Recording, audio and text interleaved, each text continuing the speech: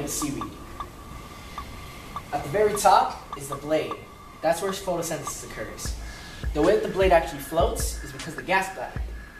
That's filled with air, keeping the plant afloat. The stipe is like the stem or the body of the seaweed. And the holdfast is usually the part that clings onto the bottom of the floor and usually clings onto rocks.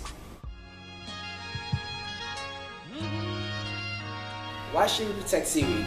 We should protect it not just because we use it in our everyday lives, whether you know it or not, but because it's important to a lot of marine species, including the rockfish, the sea lion, the seahorse, the sea otter, and the sea urchin.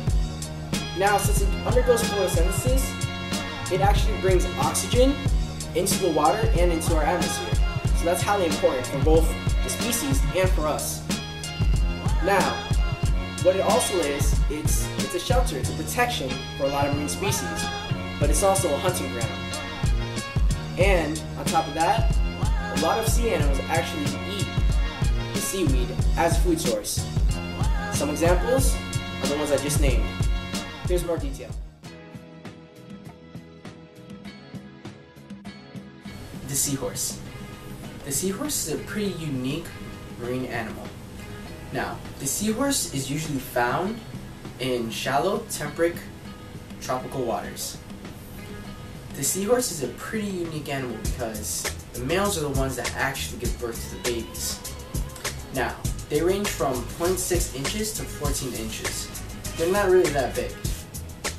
But because they're not that big, it means that they're not very well swimmers, which is how seaweed takes into effect. They actually hang on to seaweed and coral, and they use it to keep them in one location so they could feed. The way that they feed is they wait for small fishes or other small organisms to pass by so then they can eat it as the current's pushing them through. Now, it's not just for feeding because since they're such small animals, they don't have that much strength to swim around freely in strong currents. And what happens is, if they get caught in those strong currents, they could die. Which is why we have to protect seaweed, because it's important for animals just like the seahorse.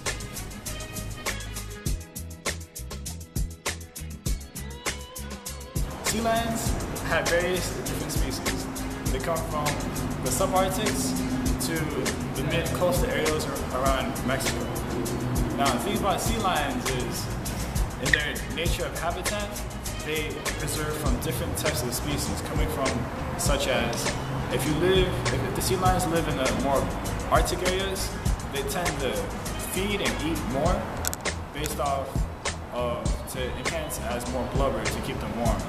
Now, the sea lions feed in the kelp or the seaweed types of areas, which is why seaweed is also very important to the sea lion habitat.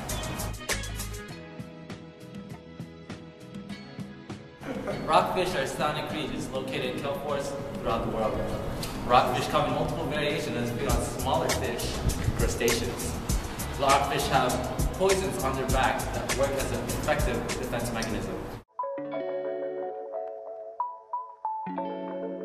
The sea urchin and the sea otter. Now, the reason I'm doing it together is because they both play a big impact on seaweed, or the kelp forest. The sea urchin can be found pretty much in cold or warm waters across the Pacific Ocean. And what they feed on is usually the bottom of the stipe or the holdfast of the kelp.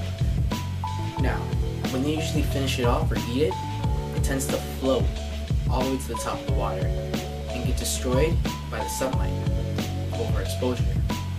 The only thing keeping them in check is actually sea otters. Now, sea otters eat them and other floors. The fascinating thing about sea otters is they actually use tools to eat their food. They can hold their breath for pretty much 5 minutes, but after that while, they start to get stressed out. So they usually die from 30 to 90 seconds to die from food. So they never go any more than 30 meters into the water. So they pretty much stay near the coastline of the Pacific. And their habitat is the kelp forest. That's where they usually hang out. Where they hunt for their food is where they like to hang out. Now, we have to protect the sea otters so we can protect the seaweed. That is why both of those play such a big impact